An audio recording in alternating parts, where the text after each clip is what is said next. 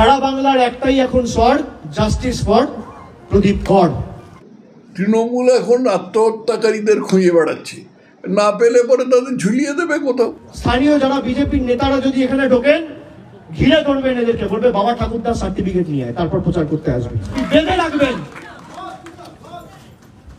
বেঁধে রাখবেন গাছে, পোস্টে বেঁধে রাখবেন। গুলশন কলোনি যেখানে ওদের দুধেল গাইরা থাকে, সেখানে তো গাছ নেই, সেখানে কিসে বাঁধবেন? ল্যাম্প পোস্টে বাঁধবেন। তো অমিত শাহ মোদী সরকারকে বাবার বার্থ সার্টিফিকেট, তো দাদুর বার্থ সার্টিফিকেট, তো ঠাকুরদার বার্থ সার্টিফিকেট, আর তো দিদিমার বার্থ সার্টিফিকেট। যে আমাদের থেকে সার্টিফিকেট চেয়েছে, আগে তোরা সেই সার্টিফিকেট মানুষকে দেখা, তারপর কাগজ চাইবি মানুষের থেকে। জোগাড় করেছেন পিসি, যেরকম ঈশ্বর যে বিশ্ববিদ্যালয় থেকে পিএইচডি জোগাড় করেছেন, তেমনি ভাইপো একটা কোটাকার আইআইপিএম যাদের ডিগ্রি নেওয়ার অধিকার কেড়ে নেওয়া হয়েছে, সেখান থেকে গেছেন। কোন স্কুলে পড়েছেন, সেই স্কুলের রেজাল্ট কীরকম ছিল, এগুলো কিছুই জানি না। তো অতএব শিক্ষা দীক্ষা নিয়ে এটা পরিষ্কার বোঝা যাচ্ছে, ইতরের মতো কথা বলছে। এ দেড়ে খোকাকে নিয়ে তো মহা বিপদে পড়া গেল। আমার মনে হয় পিসিও বিপদে পড়েছেন। পিসিকে খুশি করবার জন্য যেরকম বোকার মতন কথা বলছেন, তাতে আমার মনে হয় পিসিও বিপদে পড়েছেন। কি করে অভিষেক জেলে ভরবেন? কি ফলস কেস দিয়ে?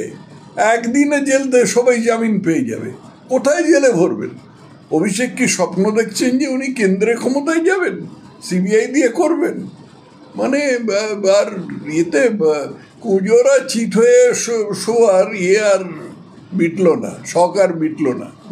যাদের সার্টিফিকেট দেখাবার প্রয়োজন হচ্ছে, তাদেরই সার্টিফিকেট দেখাবার প্রশ্ন উঠছে। যারা 2002 সালে একবার ভোট দিয়েছিল গত এসআইআরের সময়, তাদের সার্টিফিকেট দেখাবার কোনো প্রয়োজন নেই।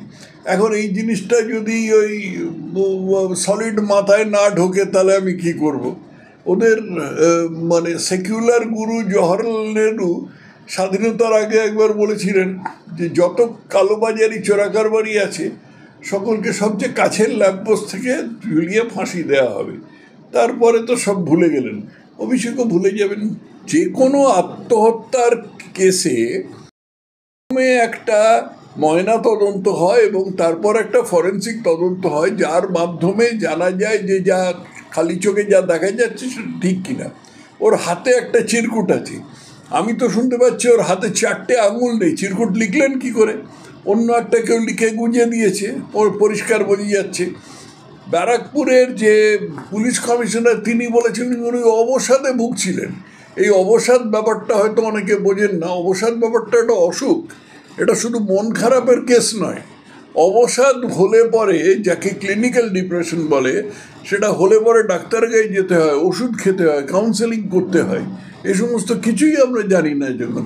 আর যদি উনি আত্মহত্যা করেও থাকেন, তর্কের খাতিরে বলছি, তাহলে এই যে অবসাদের ফলে উনি মারা গেছেন, তো অপ্রকৃতিস্থ অবস্থায় মারা গেছেন। এরকম একটা লোক নিয়ে আমাদের মাননীয় একটা বিশাল বড় বিবৃতি ছেড়ে দিলেন। তৃণমূল এখন আত্মহত্যাকারীদের খুঁজে বেড়াচ্ছে, না পেলে পরে তাদের।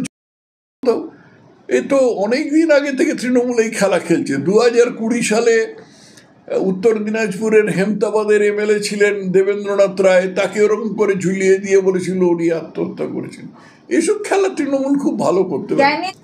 একটা পুরো এত বড় দেশ ভারত, সেই ভারতের যে নির্বাচন কমিশন, তার মাথায় আছেন গণেশ কুমার। তার মধ্যে একটি ছোট রাজ্য পশ্চিমবঙ্গ, অপেক্ষাকৃত ছোট রাজ্য পশ্চিমবঙ্গ, তাতে পুঁচকে একটা দল তৃণমূল কংগ্রেস, তারা খুঁড়ে বার করবে গণেশ কুমারকে। মানে কি বলে এটাকে, বেনারসের এই কথাগুলোকে বলে বাড়ফট্টাই। এই যে অভিষেকের এই যে বাড়ফট্টাই, এটা দেখে লোকে হাসবে আর কি। মানে অহেতুক আস্ফালন, কোনো নিরর্থক আস্ফালন, এসব আস্ফালন দেখে হাসবে। তো এতে বলেছিলেন 21শে জুলাইয়ের মঞ্চে ওর পিসিও বলেছিল করতে দেব না, এসআইআর করতে দেব না। করতে তো দিল, হলো তো এসআইআর। এরপরে এসআইআর সম্পূর্ণ হবে। তারপরে সে সময় বলেছিল, ভাইপো বলেছিল, পিসি যেমনি বললেন তেমনি ভাইপো বলেছিল কি ইয়েস স্যার, নো স্যার, এই সমস্ত নানা আলংকারিক কথা বলছিল। ঘোড়ার ডিম। কী হলো? কিছুই হলো না। এসআইআর হলো, এসআইআর সম্পূর্ণ হবে, এবং এসআইআর না হলে নির্বাচনই হবে না। যে নির্বাচন কমিশন করছে, সেই নির্বাচন কমিশনের জ্ঞানেশ কুমারকে কতগুলো ইতরের মতন গালাগালি দিয়ে উনি যদি আত্মপ্রসাদ লাভ করতে চান তো করুন।